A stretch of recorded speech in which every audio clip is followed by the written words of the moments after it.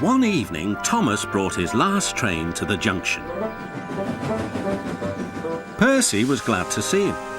"Are you on your way to the big station, Thomas?" "Yes, I am. Why?"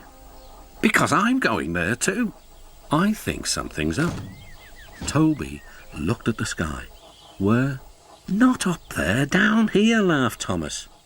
"How can something be up when it's down?" Thomas was too excited to explain.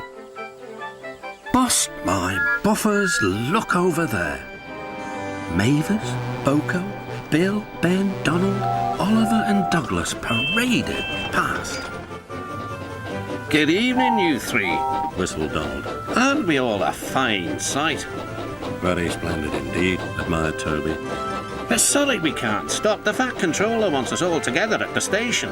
"What is this about?" asked Thomas. "The Fat Controller has a plan," answered his driver. "Come on." So they followed the other engines to the big station at the end of the line.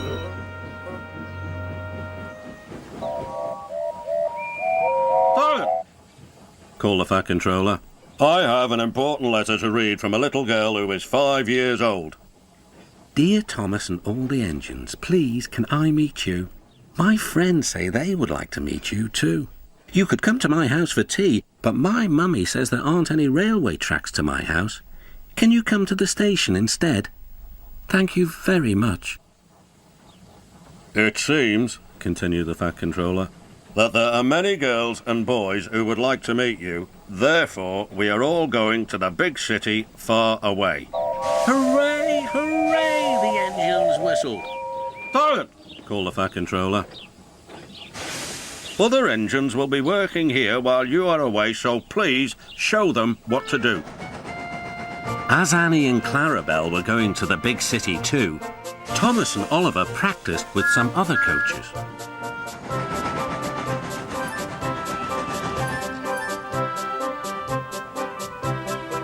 Thomas grew more and more excited. Too excited for his own good. "I'm glad I'm a splendid engine," he puffed. "The Fat Controller thinks I'm really useful. I had a race with Bertie once. I whooshed through the tunnel and stopped an inch from the buffers." Then Thomas made his mistake. "Just like this," he boasted.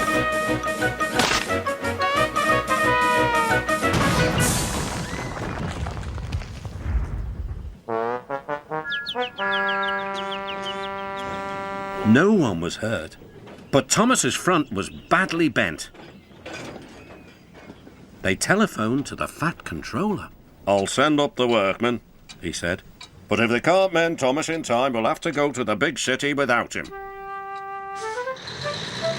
Poor Thomas. 8 o'clock next morning.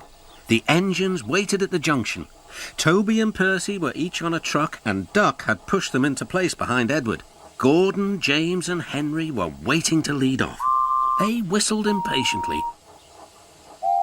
The Fat Controller looked at his watch.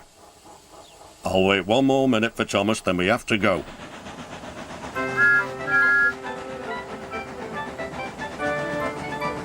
"Oh, thank goodness you're still here," panted Thomas. "I hope we're not late, as it's just after 8. The guard blew his whistle and waved his flag. The engines cheered. "Look out, big city, here we come!" And the cavalcade puffed away.